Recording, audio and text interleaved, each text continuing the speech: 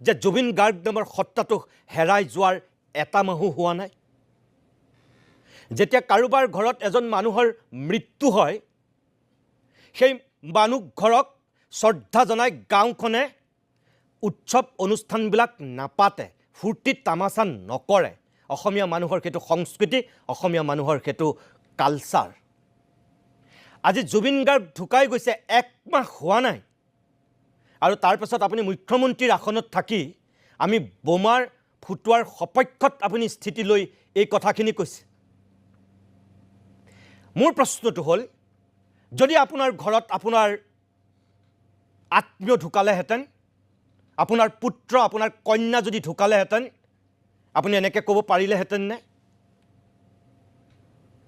যদি আপোনাৰ পত্নী ঢুকালেহেঁতেন আপুনি ক'ব পাৰিলেহেঁতেন নে মুখ্যমন্ত্ৰীৰ আসনৰ পৰা আপোনাৰ ওচৰ